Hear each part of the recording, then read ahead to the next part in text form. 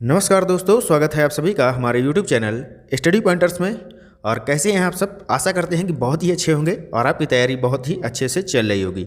तो यहाँ पर हम आपके लिए लेकर आ चुके हैं सीटेट एग्ज़ाम 2022 8 जनवरी को जो आपका पेपर हुआ है फर्स्ट शिफ्ट में, यानी कि प्राइमरी लेवल में जो क्वेश्चन आपके पूछे गए हैं वो यहाँ पर हम डिस्कस करने वाले हैं। और वीडियो को ध्यान से देखिएगा। वीडियो अच्छा लगे तो लाइक और शेयर जरूर कर देना, और चैनल पर अगर आप पहली बार आए हैं तो सब्सक्राइब कर लेना और बेल आइकॉन को प्रेस कर लेना ताकि आने वाली वीडियो का नोटिफिकेशन आपको सबसे पहले मिल सके। तो चलिए शुरू करते हैं आज का इम्पॉर्टेंट लेक्चर। तो पहला क्वेश्चन आपसे पूछा गया कि पोचमपल्ली किस राज्य में स्थित है?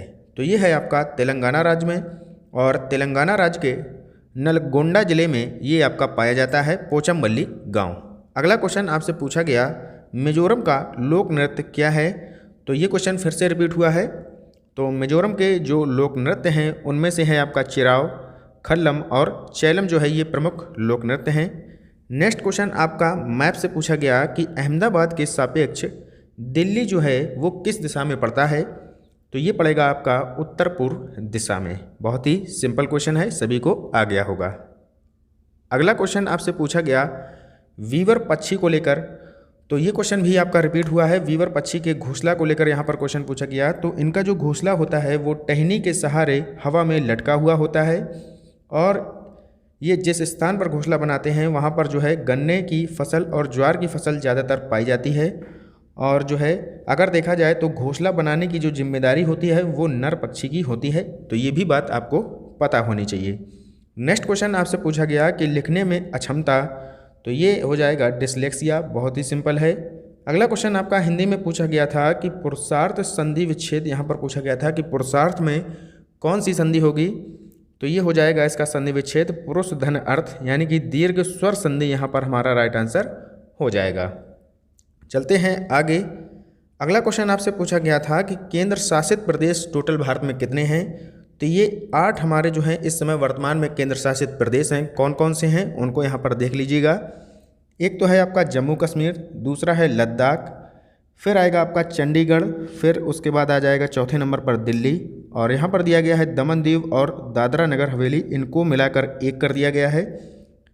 फिर आएगा आपका लक्षद्वीप, इसके बाद पांडुचेरी, और उसके बाद आ जाएगा आपका लास्ट अंडमान और निकोबार द्वीप समूह। तो यहाँ पर आप देख लीजिएगा 1 2 3 4, पाँचवा दिल्ली, छठवां आपका हो जाएगा यहाँ पर चंडीगढ़, और सातवां जम्मू कश्मीर, और आठवां हो जाएगा लद्दाख। तो इस तरीके से केंद्र शासित प्रदेश जो हैं वो टोटल 8 हैं। अगला क्वेश्चन आपसे पूछा गया कि मगरमच्छ, छिपकली, सांप जो हैं ये किस वर्ग में आते हैं? तो ये आएंगे आपके सरीसृप प्राणी जगत में ये आते हैं। नेक्स्ट क्वेश्चन आपसे पूछा गया ट्रेन से संबंधित एक क्वेश्चन आपका डेली पूछा जा रहा है। तो इस टाइप का एक क्वेश्चन आपसे पूछा गया था। चलते हैं आगे। अगला क्वेश्चन यहाँ पर देखते हैं सीडीपी में एनईपी से आपको डेली क्वेश्चन देखने को मिल रहे हैं। तो एनईपी का वीडियो हमने आपको प्रोवाइड करा दिया है, और जिन्होंने नहीं देखा है तो वो जाकर प्लेलिस्ट में वहाँ पर आपको मिल जाएगा, यानी कि हम आपको उसका डिस्क्रिप्शन में भी आपको लिंक दे देंगे, तो वहाँ से जाकर आप देख सकते हैं। आगे यहाँ पर पूछा गया था होवार्ड गार्डनर से लेकर बहुबुद्धि का सिद्धांत, इनका डेली पूछा जा रहा है। और जीन ब्याजी की अवस्थाएं, और यहाँ से क्वेश्चन पूछे जा रहे हैं कोहल वर्ग का, और आपका जैसे कि वाइगोस्की से क्वेश्चन पूछे जा रहे हैं, तो इन्हें आप ज़रूर तैयार कर लें। आगे चलते हैं। यहाँ पर पूछा गया था एक क्वेश्चन कि असम के घर जो है, तो ये भी क्वेश्चन रिपीट है, बांस के खम्भों पर बनाए जाते हैं।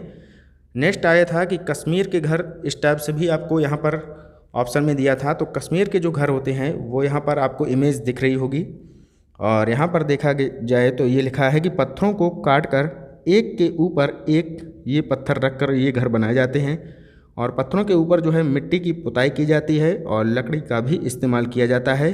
और इन घरों की जो छत हैं वो ढलवा होती हैं, यानी कि ढालदार बनाई जाती हैं। चलते हैं आगे।